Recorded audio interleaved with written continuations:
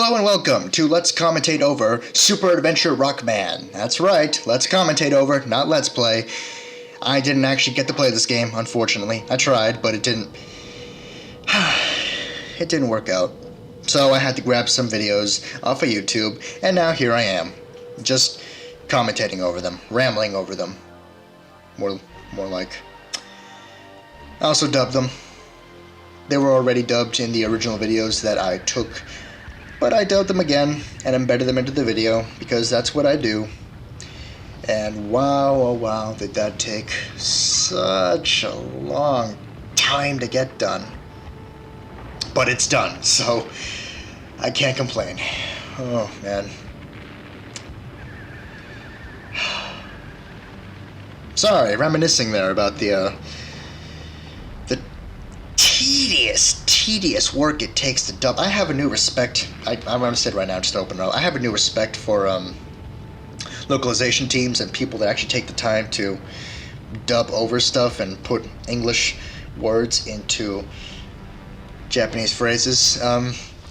Wow, it's really difficult to do and really boring to do because everything has to be kept silent. I can't have any distractions. I have to just very, very carefully listen to match voices up to phrases I write, and wow, that's really difficult. But anyway, done bitching about it. There's some pilots crashing to their deaths. Yeah, that's right. Actual human pilots crashing to their unfortunate demise at the hands of the EMP field emitted by the Temple of the Moon in the Lanfront ruins in the Amazon rainforest in South America. Whew, also a mouthful. Although not actually the Amazon rainforest. It is a rainforest, but this game actually takes place in the department of Choco, which is in Colombia, and the Amazon rainforest is actually a little further south of that, in the Brazil area. So the department of Choco does have a big, thick rainforest, though. It's just not the Amazon rainforest. It's also near a bird. So yeah. It's also near a bird sanctuary. Because that's interesting to say.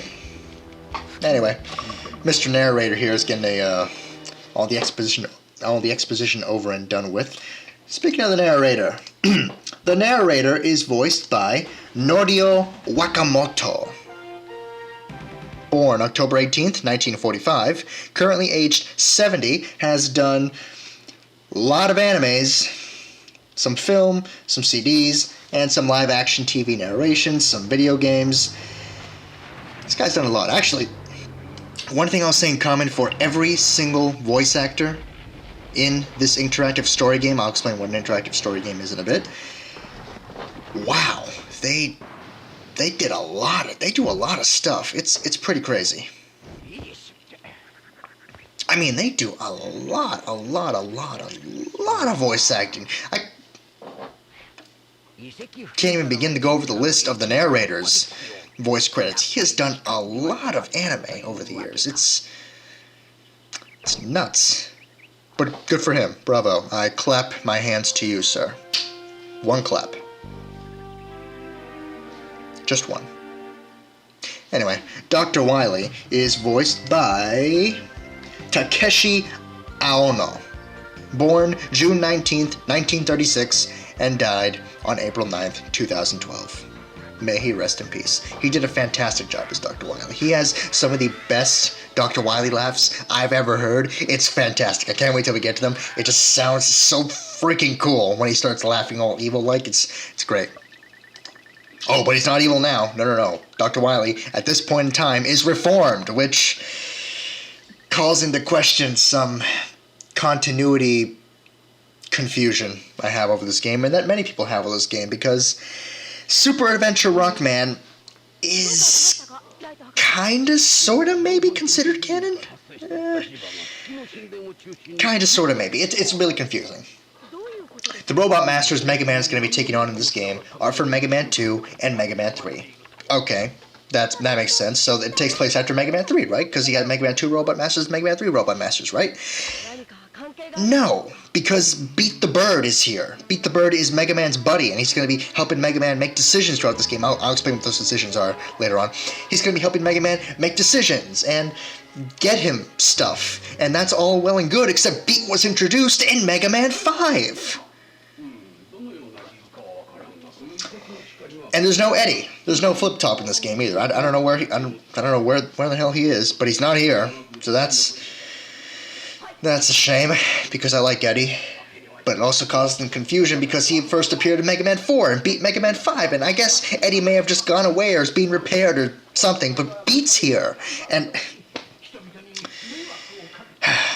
Dr. Wily is reformed again. You'd think after Mega Man 3, where Dr. Wily was reformed then, that Dr. Light would be, not falling for his bullshit again. And you'd think, well, maybe this takes place before Mega Man 3, but the Mega Man 3 Robot Masters are here, and you think, oh, well, maybe Mega Man just fights them again in Mega Man 3, just a second round with all of them. And I'd say, yeah, except for one very important story thing that happens in Episode 2 that kind of just blows my mind about that.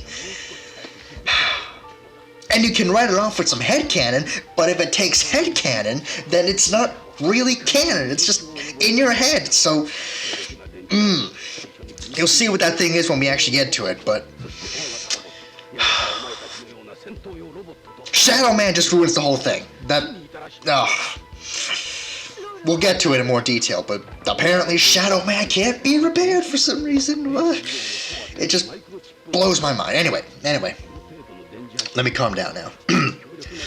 Takeshi Aono played Dr. Wily. Norio Wakamoto plays the narrator. Dr. Light, or Dr. Right if you're from Japan, is played by Shozo Izuka. And I apologize if I get any of these names wrong, which I've probably already done. He was born May... He was born May 23rd, 1933. Mega Man is played by Ai Orikasa. This voice actress, that's right. Mega Man is played by a female here, as he is in Mega Man 8 and Mega Man X4, I believe. Yeah, and Mega Man X4. Anyway, Ai Orikasa plays Mega Man, and she was born on December 12th, 1963. And all of these voice actors and actresses have extensive experience acting and voice acting, so good for them. Talking about what's going on screen. Dr. Wily, reformed, went to the Lanfront ruins. Something happened, and now he's gone nuts again, so good work, Wily. I don't know how long you were reformed this time, but took him long enough to go crazy again. Anyway, Dr. Wily basically spread the EMP field that was surrounding the Lanfront ruins and protecting it from outside interference, and he pretty much just spread it all across the planet, which is not good, because this EMP field is fucking around with robots and electronics, and they don't actually go into explicit detail in this. They do in the comic book, but the comic book, by the way, I mean the Archie comics. But the EMP field is causing a worldwide blackout and shutting down robots, weakening them. That's what happened to Roll. Actually, in the Japanese dub of the game, they say that that the reason Roll was targeted first and the reason she collapsed is because she's a woman, which is a little weird, because she's a girl robot. I changed it up and just said because she was a robot master and a very unique model of robot master, designed very uniquely, that's why she was affected first. I honestly don't know why Roll was affected first in this game, because if she was affected, then Rock should have been affected at the same time, and all the robot masters should have been affected, and Dr. Light just should have cried, and then 2 weeks later the world will end. Because Dr. Wily is an idiot, as we'll see later on. Well, okay, maybe I'll take that back. Not so much an idiot, but don't trust strange computers, Wily. Anyway, Rankaboon, you'll notice some pauses and some little glitches in this game as it goes by, and these little cutscenes where Mega Man is arming his Mega Buster and we're zooming into his eye, that is when it cuts to Mega Man making a decision. The first one where there's little pauses where, Mega Man's like, oh no, a Rankaboon!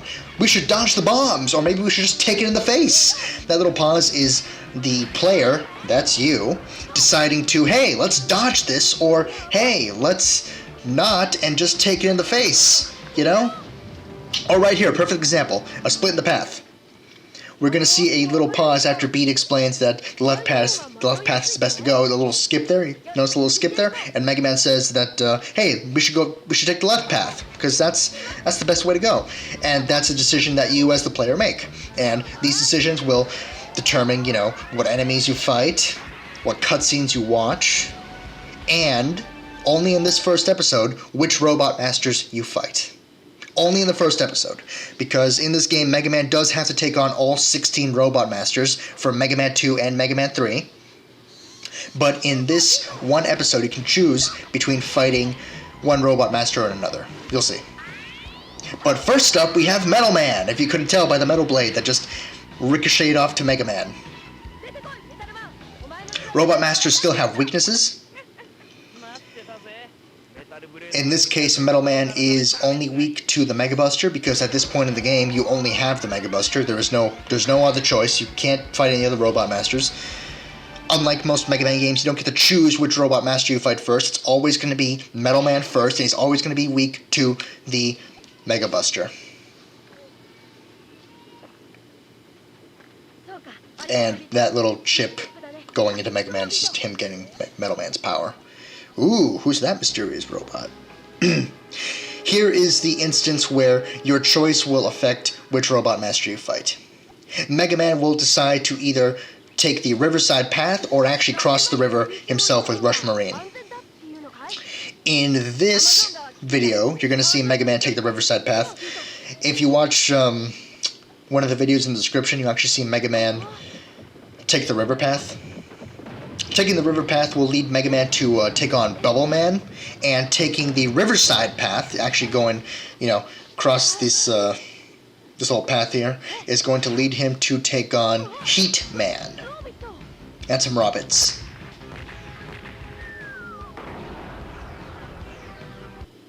So yeah, that's good. Before I forget, even though she only has literally one line, excuse me, in this entire episode, Roll is voiced by Konami Yoshida. Yeah, Konami Yoshida. Okay. Again, like all the other voice actors and actresses, very, very extensive list of anime, games, and dubbing that she has done. So, good for you for finding so much work. Here Mega Man meets Gutsman. Gutsman's explaining how Bubble Man laid a trap in the river. If you went after the river path and took on Bubble Man, then you would have the part where you meet Gutsman. You meet Gutsman either way, and you still get an E-Tank either way. But Gutsman will explain that Heat Man tried to lay a trap for you here in the canyon. So, one way or another, you meet Gutsman, and he either tells you about Bubble Man laying a trap and dying, or Heat Man laying a trap and dying. Speaking of Heat Man, here he is! And... come on. Where is he? Yeah, come out, Heat Man. Ah, there he is. There's Heat Man. All the Robot Masters are voiced by various voice actors and actresses. I'm not going to be going over each one of them specifically, but such voice actors and actresses include Akimasa Ohmori, Akio Suyama, Kenichi Ono, Kosuke Okano, Megumi Tano, Nobuyuki Furuta, Shotaro Morikubo, and Yuriko Fuchizaki.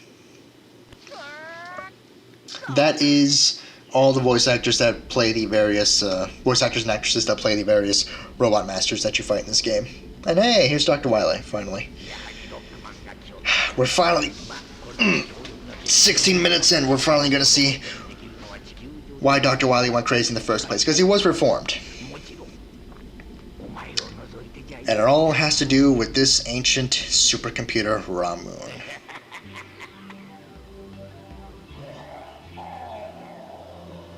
I actually like the sequence of Dr. Wily discovering Ramun. It's very nice because Dr. Wily does mean well. I like to believe that he actually went into this with every intent of doing what he said in the beginning, which is, figuring this thing out and solving it so that he could be respected and liked again. But cowardly, dastardly, evil old Dr. Wily, when he sees an opportunity, he's going to take it. Love him or hate him, you gotta respect that. Now this part here where Dr. Wily is going over all the glyphs, it's not really picked up on again, because when we do eventually find out Ramun's true backstory, it's not well, I mean, it kind of is this, people worshipping him, and I guess technically he lived a solitary life, even though he was worshipped and raised above everyone else. I guess technically it's a solitary life. Again, we'll get more into it when Ramun finally reveals himself. Ramun played by one of that list of actors that I mentioned. I don't know which one specifically, but one of those voice actors or actresses specifically is the one that voice acted for Ramun. Now, quite a while ago, before I went into my little rant about the gameplay and the path splitting and all that stuff, I was talking a bit about the Archie comics and how they made one element of this far more clear than the game did, and that is that the EMP field causes a worldwide blackout. This worldwide blackout has the ability to down planes, to stop hospital equipment. Basically, this blackout will mean the end of the modern world as we know it. So it's a pretty serious threat. This blackout will mean the end of the first world, quote unquote. So, yeah, that's pretty depressing. And pretty evil of this fucking supercomputer. This part is pretty cool. Comics do this part pretty good justice. The rebuilding and rebirth of all of Dr. Wily's great robot masters. And it kind of calls into question that continuity thing that I wondered about before. Because Ramun rebuilds all the robot masters here, and I'm going to assume that includes Shadow Man from Mega Man 3. So why can't he just be rebuilt again? And I'm not going to keep going to the comics every time, but the comics do a much better job of explaining this, because Shadow Man is actually an ancient robot master of the same race as the Star Droids from Mega Man 5 for Game Boy, and Ramun apparently comes from the same civilization as the Star Droids from Mega Man 5 for Game Boy, and all of them apparently hail from the same place that Duo and the ancient evil energy robot from Mega Man 8 hail from, so it's pretty cool. It's pretty cool how they tie all the alien stuff, the classic series, together. There isn't that much alien stuff in the classic series, but when it shows up, it's pretty serious business. Star Droid's pretty serious business. Ramun is deadly serious business. Duo and the evil energy robot from Mega Man 8 and Mega Man 2, the Power Fighters, also serious and powerful business. Here's Quickman. We'll get more into Quickman as Mega Man takes him on towards the end of the episode, but Quickman's pretty important. And he's pretty important for a reason that I brought up way back in my Mega Man 2 Let's Play. Anyway, Dr. Wily laughing, yes, he finally found a way to take over the world. Sure, whatever. Back to Mega Man in the Canyon. They're lost. What a shock. But beats a bird. Just have him fly up and tell you which way to go. I don't know. Ooh, item boxes. Dr. Light mentioned earlier that item boxes he was going to drop all over the area to help Mega Man out. Mega Man will be finding these all throughout the 3 episodes. They contain E-tanks, information cards. Information cards, by the way, detail weaknesses and, I believe, short bios on all the robots and robot masters of the game. Unfortunately, I don't have any access to them, but I wish I did, because I'm sure that would have been cool. Actually, I don't think they detail any bios or anything like that, but definitely weaknesses. Those information cards are how you find out new robot master weaknesses in this game. Heatman, by the way, is still weak to Bubble Lead. I know that's way back many minutes ago, and you saw a cutscene that details Bubble Lead just completely annihilating Heatman, but Heatman is weak to Bubble Lead, so, and Metal Man is weak to the Mega Buster. And we're actually going to be taking on a Robot Master here that is weak to... what was it? Metal Blade. Metal Blade, that's it.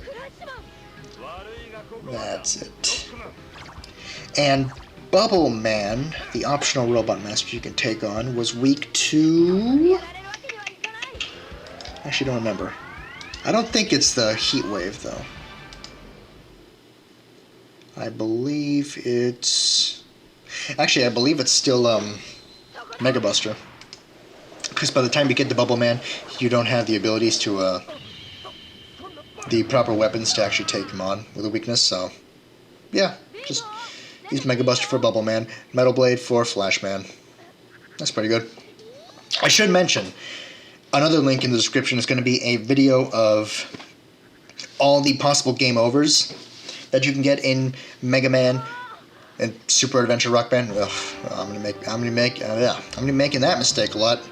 In Super Adventure Rockman, there's plenty of game over screens. Some of them are not really game overs. I'm gonna go over this more a little bit later because Quick Man's about to show up. But really quick, I guess. Sometimes when you lose to Robot Masters, Dr. Light's Robot Masters, you know, Cut Man, Guts Man, Ice Man, Bomb Man, Fireman, and Iceman. I think I said Fireman twice. Elect Man. I didn't say Elect Man. Yeah. Those 6 guys are going to come and save you occasionally from Robot Masters. Sometimes they don't, though, and sometimes you will die, and you will have to restart an episode all over again. When you die, you have to restart an episode all over again. There is no other option. At all. Anyway, Quick Man. Quick Man's actually an optional fight. You don't have to take him on if you don't want to, but if you don't, you will not get Quick Boomerang, which is a shame because it's a weakness of, I think, a few Robot Masters in Episode 2. I'll have to double check that when we get to Episode 2, but I believe Quick Boomerang is a weakness for a couple of guys that you can take on, that you have to take on. So it's always a good idea to fight Quick Man. Plus, if you don't, it's technically considered the bad choice if you don't fight Quick Man. And either way, if you fight him or don't fight him, you get this cutscene here where Mega Man tries to make peace with him. Quick Man is the only Robot Master that Mega Man tries to make peace with at all. And that is because of what I said way back in Mega Man 2, that Quick Man was made to be a more important Robot Master. He was made to be a rival to Mega Man, and Super Adventure Rockman finally takes full advantage of that by giving him plenty to say and plenty to do. Well, not relatively compared to the other Robot Masters. More to say, more to do. Here's Shadow Man, the continuity ruiner. Thanks a lot, Shadow Man. Seriously, him. What's gonna happen in Episode 2? It just blows my mind. Shadow Man. And this is pretty. That's a nice little heroic sacrifice there by Quick Man. It would have been pretty cool if we actually, depending on the choice we made, we could have saved Quick Man, and both Mega Man and Quick Man could have teamed up to take on the rest of the Wily robots, but I guess not. Oh well. Oh, here we go. Time for the final fight. Shadow Man is the final boss of Episode 1. And he's dead. Because we're not watching any gameplay. It's just cutscenes.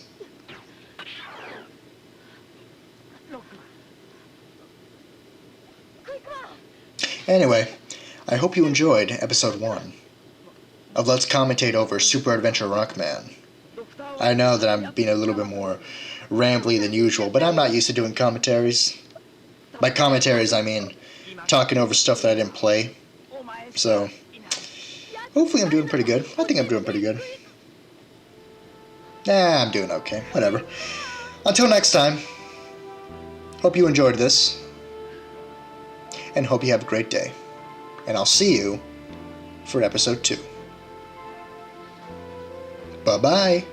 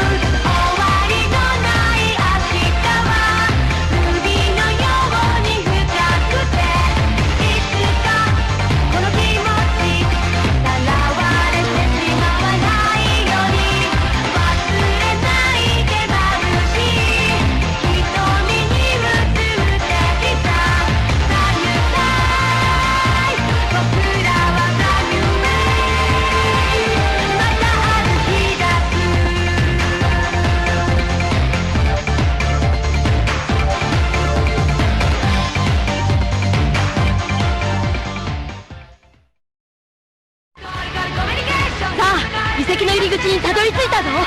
でも蘇ったワイリーナンバーズが次々と襲いかかってくる。負けるもんか。次回死闘ワイリーナンバーズ。博士ロール待っててね。